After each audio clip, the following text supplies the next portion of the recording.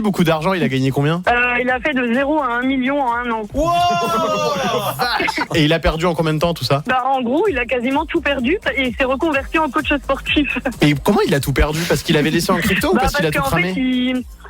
Il a gagné grâce à la crypto. Après, il a réinvesti dans des projets et en fait, il s'est fait scam sur tous ses projets. Il a tout perdu. Ah, faut faire très, non, mais là, attention. on va profiter du fait qu'on est en direct à la radio avec des milliers de personnes pour le dire. Les gars, ça s'apparente à du hasard. C'est-à-dire qu'il faut pas faire ça. C'est comme la bourse. Enfin, c'est... Oh là là là, c'est une catastrophe. Cette vidéo résume très bien la mentalité française dans toute sa splendeur. C'est-à-dire aucune connaissance financière, rien. Voilà. Là, j'ai la bourse américaine devant mes yeux. Apparemment, ça s'apparenterait à du hasard. Oh bah oui, c'est vrai que là, vous voyez que plus le carré de l'entreprise est gros, plus ça veut dire que l'entreprise pèse dans l'indice. Donc l'indice, c'est les 500 plus grosses entreprises américaines. D'ailleurs, vous pouvez investir dedans en achetant tout simplement un ETF, S&P 500. D'accord ? Sans acheter individuellement les entreprises. Mais bref, apparemment, ça s'apparenterait à du hasard. Ah bon ? C'est vrai que Apple, Nvidia, Google, Microsoft, Meta, Amazon, Walmart, toutes les plus grosses banques du monde, les plus prestigieuses banques du monde, également Tesla, voilà, les entreprises pétrolières les plus puissantes au monde, également les entreprises pharmaceutiques les plus puissantes du monde. Vous regardez Johnson & Johnson, Pfizer, ils ont juste fait les vaccins pour le Covid et encore, ça c'est rien comparé à ce qu'ils font. Tous les jours, vous allez utiliser du Visa, du Mastercard, que vous voyez ici, en bas. Mais bon, apparemment c'est du hasard. Également là, General Electric, Caterpillar, ok, John Deere, au hasard, voilà, Otis, voilà.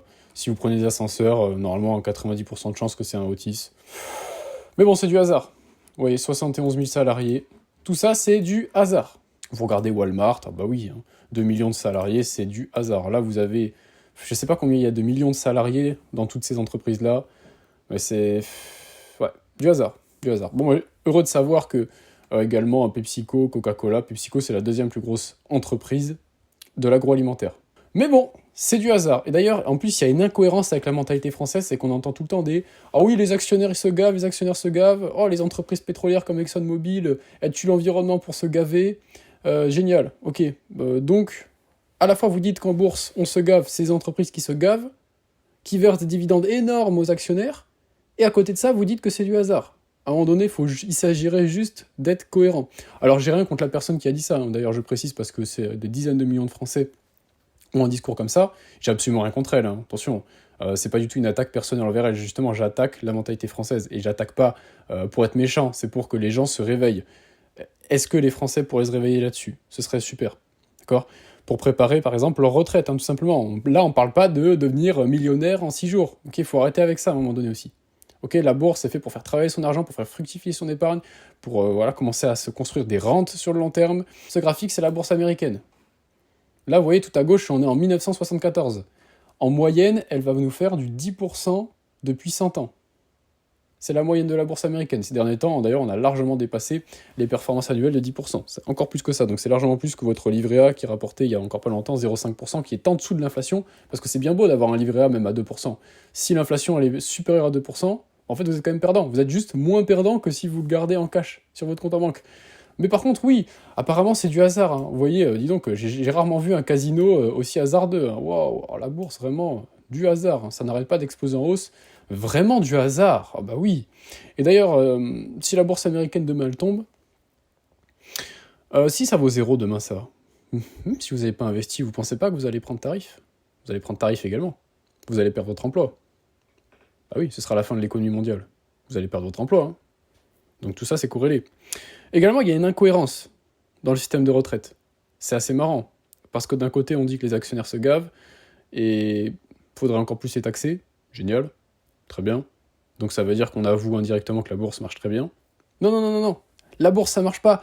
Il faut pas faire de système par capitalisation. Non, c'est pas bien, il faut faire le système par répartition. C'est vrai qu'en France, on a d'excellentes retraites. Oh bah oui, vous allez forcément moins gagner que le salaire que vous savez plus avoir. Mais bon, tout va bien. Tout va bien. Deuxième incohérence. Il y en a qui vont dire « Ah bah oui ». Il y en a qui vont quand même admettre que oui, le système par répartition, il y a un problème parce qu'il va y avoir beaucoup plus de retraités que d'actifs. Donc il va y avoir un problème. Parce que vu que c'est les actifs qui payent les retraités, il y a un gros souci. Donc la solution de ces gens-là, ça va être « Ah ben, il n'y a qu'à taxer le capital ». Ah bah oui. Bah alors vous venez juste d'avouer qu'il faut faire un système par capitalisation. Donc pourquoi pas directement créer le système par capitalisation pour que les gens en plus soient propriétaires de leur retraite. Donc c'est pour ça que je fais cette vidéo, je réagis un peu à chaud, parce que j'ai vu cette vidéo, je me suis dit, quand même, il faut réagir à un moment donné, ça devient fatigant.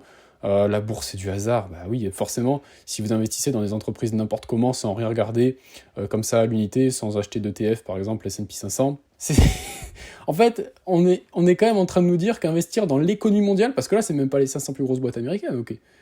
Finalement, quand on rentre en détail, c'est l'économie mondiale devant nous, là. Mais bon, apparemment, investir dans l'économie mondiale, c'est du hasard. Mais à côté, on va dire que les actionnaires se gavent. En tout cas, pour ceux qui donc n'ont aucune connaissance au niveau de la bourse, n'hésitez pas à rejoindre ma formation, je vous apprends tout ça, des vidéos, formations en continu. Vous avez donc une interface de Steam Netflix que vous voyez là, où vous avez différents chapitres pour vous apprendre à construire votre portefeuille, pour préparer votre retraite, pour préparer, faire travailler votre argent. Comme ça, vous aurez un patrimoine financier le plus rapidement possible, évidemment. Je partage également tous mes investissements en temps réel et il y a constamment des nouvelles vidéos qui sortent d'analyse d'été et d'actifs, plus points sur l'actualité. Également, il y a un groupe Discord communautaire pour l'entraide. Merci beaucoup d'avoir suivi cette vidéo.